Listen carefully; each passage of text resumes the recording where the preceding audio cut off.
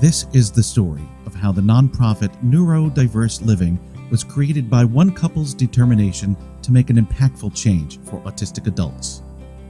The main focus and mission for Neurodiverse Living, or NDL, is solving the housing crisis for adults with autism by providing safe and secure smart home-enabled housing communities for individuals with autism or other intellectual disabilities.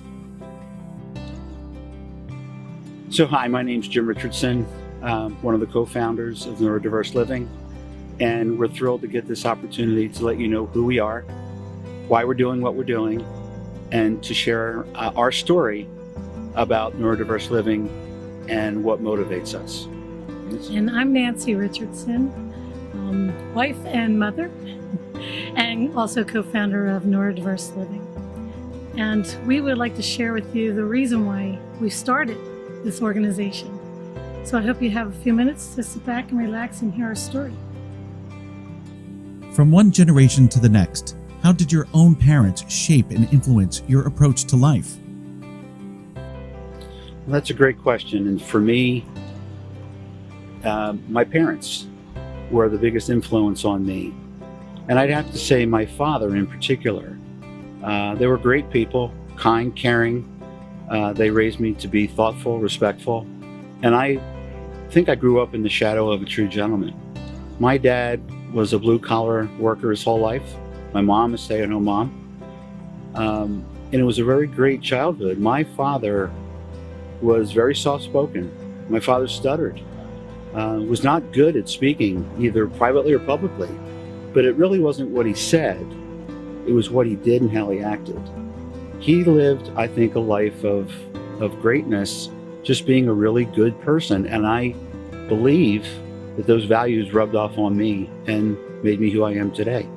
And although they're gone, it's still the voice inside my head. I think, how would my dad react? And I think, am I making my parents proud? And I know I am. And I feel like we're still really connected, and everything they instilled in me as a young child is still with me at the ripe old age of 65. So my experience has been with two wonderful parents. We lost way too early in our life. But having three other sisters that have helped shape who I am, who I've become, as well as wonderful, fabulous friends and extended family. I couldn't have asked for a better life and experience of individuals who have come into my life to help me be the person that I am today. It's all of those things that have brought me and Jim together because we share a common heart. Yeah. I'll say that. When I was younger, I used to give my milk money away because others didn't have it. Other kids didn't have it. And I came to find that he did something similar when he was a kid. So we both have this in our blood. It's who we are. Yeah. And it has just really helped to shape this organization because it is coming from the heart. Jim and Nancy, you have experienced several unfortunate challenges in your life. Can you explain how your attitude is the only thing you can truly control? Sure. I think the best way to answer that, in my early 20s, I was in a severe car accident, and a gentleman fell asleep behind the wheel of his car, ran right into the back of me, and it happened so quickly. The next thing I remember was being down in a ditch, a gully, a valley. A car toppled over end, and I recall the police breaking the passenger's window and pulling me up through it. And I truly believe the seatbelt saved my life, and I believe that it was God's will that I lived through that, and it just happened in a flash. That car accident caused me to have 4 subsequent spinal surgeries.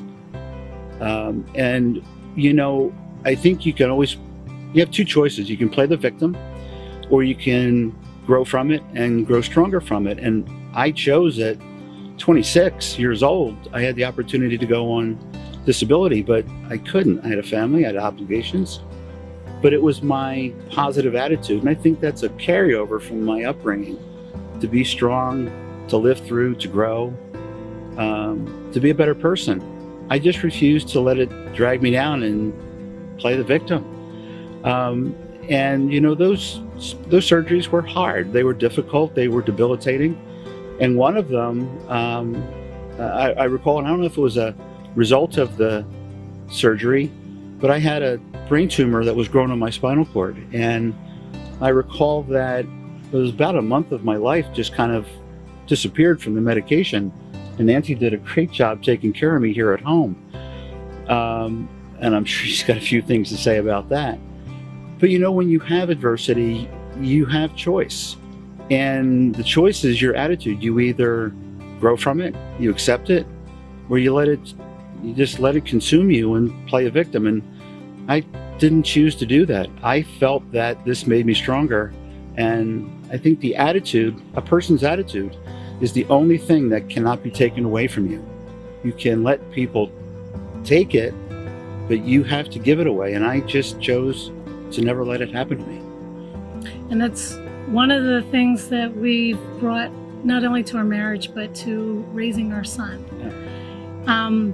He could have, we could have just accepted his diagnosis and let him predetermine where he will end up in life. We chose not to do that.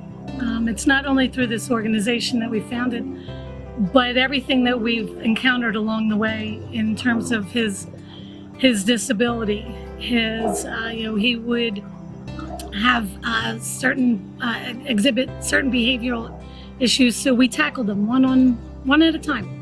We solved for that one and then went on to solve the next one. Yeah. And as we were seeing the improvements that he was making, we were realizing we were onto something. We were making not only his life better, but he was a happier, well-adjusted, confident, and full of self-esteem young man. And I think that that's all about the attitude that we have exhibited. He's seen it in us, and he exemplifies it himself. What organization helped inspire NDL with their motto, service above self? About 2 years ago, Jim and I accidentally stumbled onto a local Rotary Club that was recruiting some new members. And so we thought, let's go check it out. We had never ever thought about it before. It wasn't anything that we really went out looking to do. But once we met with the group and the members and heard their stories of give back to the community like they've done and continue to do, we were so inspired. We joined immediately. They have a motto, service above self, and that credo actually follows us very to the T. So we joined.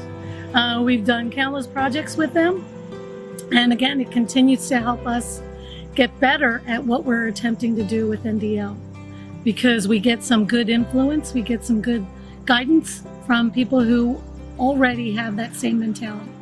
You know, for me, it kind of goes back to the giving your milk money away, but on a much different level. It's still helping people and being selfless.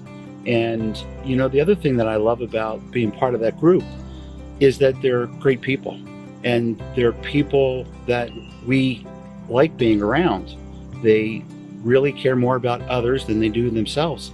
And that is truly an inspiration. I think it's a great way that we should live our lives. Can you tell us about your relationship and how your own son, Michael, who is now a grown adult with autism, has impacted your lives? Jim came into my life, or I should say our lives, unexpectedly, but as it turned out, when I needed it the most. I recently lost my mother, was going through a divorce, and just really needed to find that rock, that place that I needed to be, and with someone that wanted to be with me along that journey. Again, I wasn't looking. It was just, he was there in front of me the whole time. And my eyes were finally opened. And where that inevitable intersection of our lives together had come at a time when Michael needed it too. He was starting out in his kindergarten and first grade. A lot of things were happening medically, behaviorally, and I needed someone who would be there to support me and believe in me and support and believe in him. And that was Jim. It's interesting too that I like to tell the story of really how we met. We were both working for a company in South Jersey, and I was running a global sales organization. I had an opening in my department. I had seen Nancy in the company in her role outside of my group. So the company's practice was to interview internally first. She applied for the job, interviewed, didn't get it. Didn't find another candidate, so we reposted the job a couple weeks later. Nancy applied for it, I interviewed, she didn't get it. Long story short, on the fourth time of hearing no, I realized, you know what? This girl got something. For a salesperson to take no 4 times and keep coming back. And that really was a launch point for how Jim and Nancy got together. I mean, we were colleagues first, but you talk about fate, destiny, kismet, our parents kind of pushing us together. Whatever it was, I think she came into my life for a very specific point in time and for a very important reason. And helping Michael has turned out to be one of the greatest things that's ever happened to me. Very serendipitous. Yeah. Please explain how autistic adults with aging parents are facing a severe housing crisis, or even worse, homelessness. One of the things Nancy and I have always talked about for years is what's going to happen to Michael when we're no longer here. It's inevitable. And as a parent, you never ever think about your child's what's going to happen to your child when you're gone. And when you're a parent of an autistic child who will never be able to live independently, you have to have a plan B and a plan C, and even maybe a plan D. And it is something that we know families who have autistic children, grown autistic children, or other children with intellectual disabilities deal with and agonize with all the time. And we've talked about it for years, and finally we realized it was time to do something.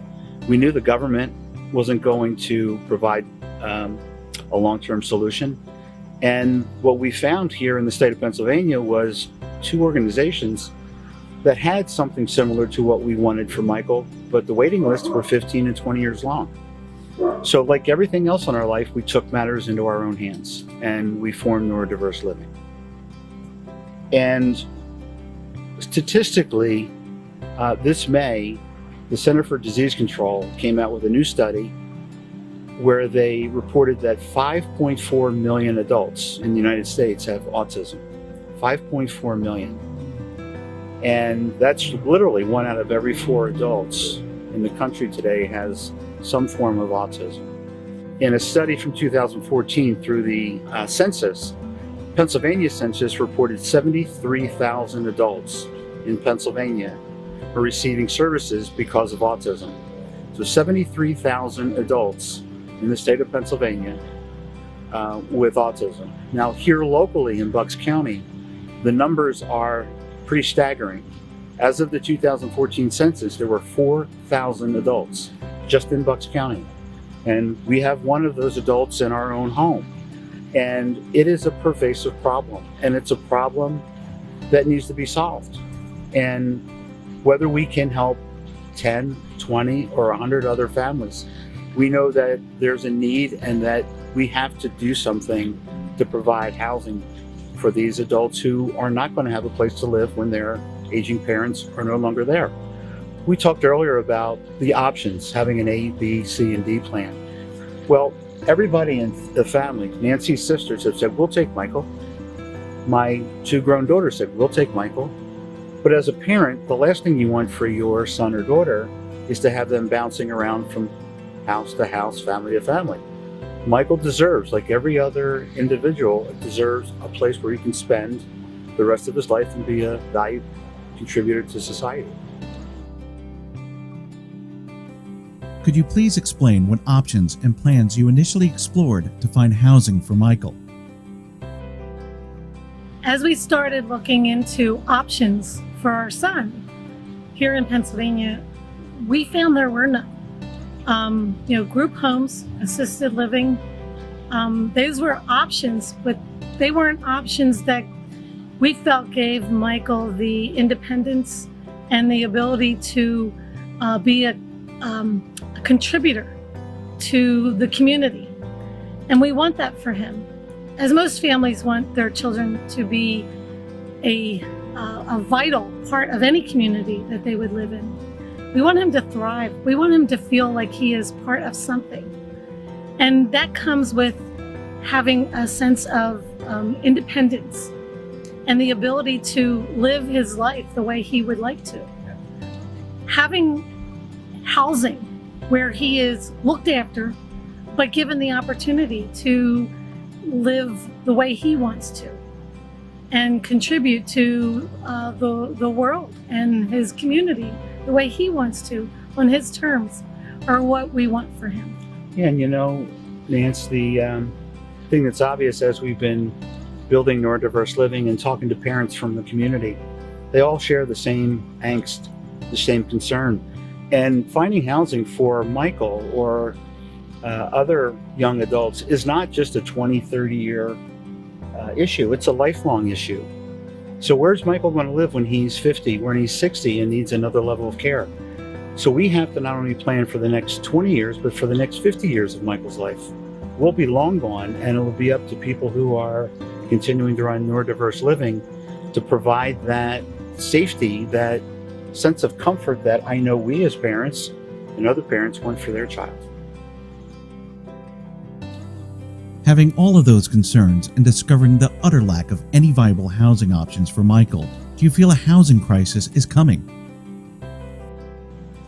So we're on a ambitious journey. The housing crisis for adults with autism isn't coming. It's here. It's been here, and it's just going to get more pervasive. And we're on a journey to provide safe and sustainable, smart home-enabled technology homes where individuals like Michael can live safely, comfortably, be productive members of society and the community, and benefit others along the way. We know that the need is so much bigger than we'll ever be able to satisfy. But what we hope to do is to be able to help as many families as we can here in Pennsylvania, and then share the model that we've developed with other families who can take that into their community. We're not here to try to be everything to everybody, but we're here to make a difference in the life of our child, 5 other children, and maybe, who knows, 50 others over the next several years. What are your plans for NDL moving forward? What actions will you take to further build the foundation?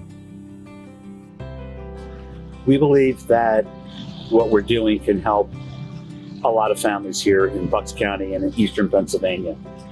And the actions that we need to take really focus around 3 things. The model's pretty simple. We need real estate, a place for these individuals to live. We need to reach out to families, which we've been doing, who are looking for alternative options for their grown son or daughter. And we need the finances to support the program, the finances to put furniture into a home, the finances to train and recruit staff to take care of these individuals, and certainly the finances to provide all their activities of daily living. So, it's pretty straightforward. 3 legs of the proverbial stool. It's the real estate for an individual to live in. It's the family. Families looking for alternative options like we are. for their grown or son or daughter with autism, and then the financial component to run that so it survives. And this is not something that we're doing and taking lightly. We just cannot stand up a home and move a family in and hope that 5 years we have enough to keep them there. This is a lifelong commitment for our son and for everyone else's son or daughter as well. Someone watching this video now, how can they help or get involved with NDL? We could use help from any source available, whether it's your time, your money, or your skill. If you have, if you're good at marketing, good at grant writing, if you could help in any way, shape, or form, we would love to talk to you. Some of the things that people don't realize that they could contribute in smaller ways is, donating a piece of land that you may not want or you inherited, donating some real estate, donating, life insurance. There's all kinds of unique ways that you can help us make a difference.